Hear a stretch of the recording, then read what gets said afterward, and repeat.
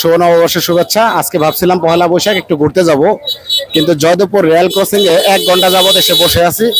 কোনোভাবে এখান থেকে গাড়ি লড়তেছে না, চড়তেছে না। তার প্রমাণ আপনারা দেখেন, মোটরসাইকেল আলা সে মোটরসাইকেল রেখে মনে হয় চলে গেছে চা খাইতে।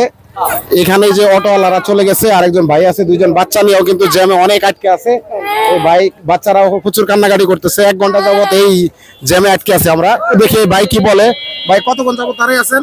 আমি এখানে 1 ঘন্টা 10 মিনিট পর্যন্ত দাঁড়িয়ে আছি, একটুও গাড়ি এক পিস হয় নাই। বরং এখানে যে স্টার্ট বন্ধ করছি, মাঝে একটু স্টার্ট করে মনে হয় 1 হাত পর্যন্ত আমি গাড়িটা আগাইছি, তার পরবর্তী থেকে আবারও জ্যাম। আচ্ছা, এখানে জ্যাম অতিরিক্ত হওয়ার কারণ? এখানে একমাত্র অতিরিক্ত জ্যাম হওয়ার কারণে যে অটো আছে, অটো রিক্সা আছে, তারপরে আপনারা যে অটো, যে ইজি বাইক বা অটো বাইক যেগুলো বলে, এগুলা উল্টা আসছে, এদিক থেকে উল্টা আসছে, এদিকে এসে পুরো এখানে পুরো লক করে রাখছিল। এখন তো যাই হোক একটু ক্লিয়ার আছে এদিকটা, এদিক থেকে আইসা পুরো অটোগুলো আইসা একবারে পুরো রাস্তা ব্লক করে রাখছে। আচ্ছা, যাই হোক, ধন্যবাদ। আমার এই ভিআইপি গাড়ি চালক, সে কিন্তু পারতো উল্টা যাইতে। আমার মনে হয় উনি উল্টা যাচ্ছে না। উনি একজন দক্ষ গাড়ি চালক, ভালো গাড়ি চালক, ওনাকে সেলুট জানাই।